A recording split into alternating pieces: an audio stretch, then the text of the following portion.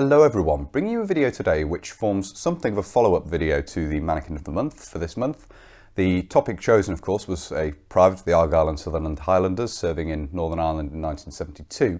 And whilst I had some of the kit out and I was rummaging around, of course I pulled out some of the Anti-Riot kit and so forth as well.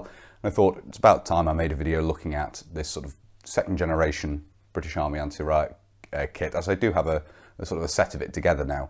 So in this video we're going to be looking at a recreation of a British soldier serving in Northern Ireland again in 1972 on anti-riot duty specifically. So using an anti-riot shield and baton, and that's what we're going to have a look at in some detail now.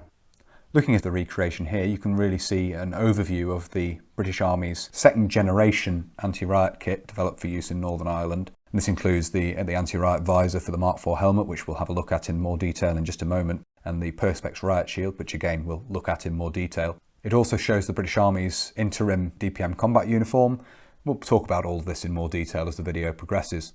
Starting at the top, we'll move on to talk about the Mark IV anti-riot helmet in more detail here. This is the standard Mark IV steel helmet, which was the standard helmet in the British Army at this time period, fitted with an anti-riot visor. This is achieved by riveting a bracket into the inside of the helmet with two small lugs which protrude on each side, to which the visor can be attached, and then it can obviously hinge and pivot up out of the way when not needed.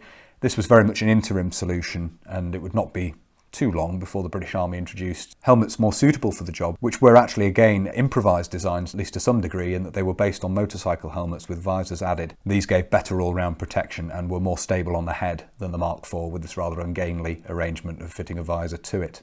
The basic uniform consists of the 1960 pattern combat uniform manufactured in DPM cloth. As mentioned in the Mannequin of the Month video for this month, this is something of an interim design. It wasn't in production for long, and it was an interim stopgap measure really prior to the introduction of the 1968 pattern combat uniform, which would become standard. This can be picked out by the collar, which you can see here, the stitched collar of the 1960 pattern combat uniform, which contrasts with the plain collar of the 1968 pattern, and the fact that the trousers have a map pocket on the left leg only, together with the dressing pocket on the right leg. There is no map pocket on the right leg of these trousers. Body armour is worn, in this instance the M1952A body armour. This is of US design, in fact this is also of US manufacture. Body armour of this pattern was also manufactured in Britain, and this was issued alongside the 3/4 collar body armour, which had a small stand collar around the neck but was otherwise very similar. And around this time period various different covers were also being manufactured for the body armour, which differed in various details. This is just one example of the types of body armour and covers which were in use at this time. The next point of interest we'll talk about is more of the anti-riot kit, and you can see here the shield, the Perspex anti-riot shield, which is carried on the left hand and hooks over the arm. We'll see that in detail in just a moment. You can see this is made of Perspex with a foam pad to protect the arm, and looking at the inside face of it here, you can see how the left hand grips a handle, and then there is also a hook which fits over the arm, and these are coated in rubber. There are actually sections of rubber pipe fitted to these to give some protection and provide a good grip to the hand. This shield had been introduced not that long after the British Army were deployed to Northern Ireland, and supplemented and eventually replaced the preceding designs of shield. There was a plain shield made of metal mesh, and another example which was made of a piece of sheet metal with a small mesh window at the top. The Perspex shield was superior to both of these. The shield we're looking at here is a 3-foot shield. There was also a 6-foot example as well, a much larger, much taller shield, which obviously gave much greater protection, but reduced the mobility of the soldier using it. In the right hand, the soldier carries a baton, and you can see that here. There's a leather strap which loops around the wrist. This is one example of various patterns of baton which were in use at this time, and is a typical example of those which were in use for many years during the Troubles in Northern Ireland. The web equipment consists of a simple belt kit. You can see the belt from the 1958 pattern web equipment is worn around the waist here. It actually sits quite low, in fact sits more on the hips than it does on the waist, to allow for the body armour. Obviously no firearm is carried in this instance, but nevertheless the left-hand ammunition pouch can be seen here attached to the left-hand side of the belt, and this is something copied from period photographs which do show the ammunition pouch being included on the belt kit of men involved in anti-riot operations. And then round on the other hip, on the right hip, the water bottle pouch is carried, as you can see here. This is a second pattern 1958 pattern water bottle pouch containing the water bottle and cup. And then to the rear of this, carried on its own strap over the shoulder but underneath the body armour, is the first pattern of S6 respirator haversack, and the respirator is carried in here in case anti-riot agents were used. Obviously it would provide protection to the soldiers from CS gas, tear gas essentially, which might be used in riot control operations. Footwear consists of the British Army's standard issue DMS, or directly moulded sole ankle boots, as you can see here. These were standard issue by this time period, and in this instance they are worn with the anklets associated with the 1937 pattern web equipment.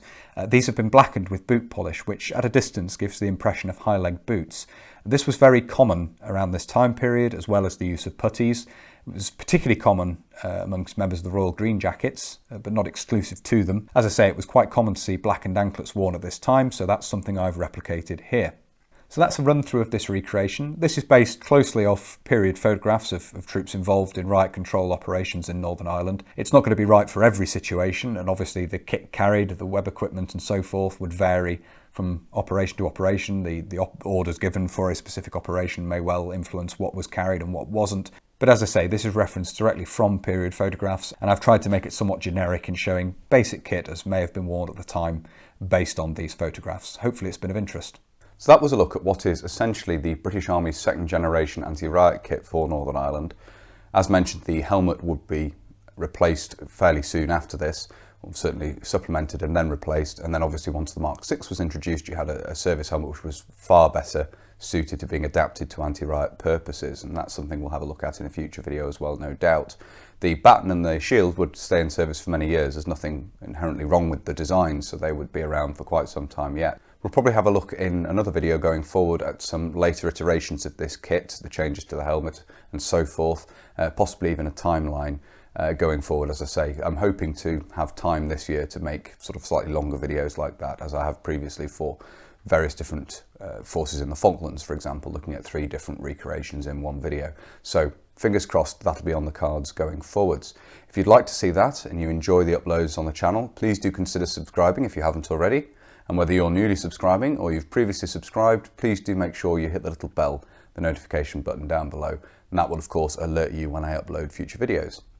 If you really like my uploads and you would like to support the channel, you can, both Patreon and PayPal are linked down below.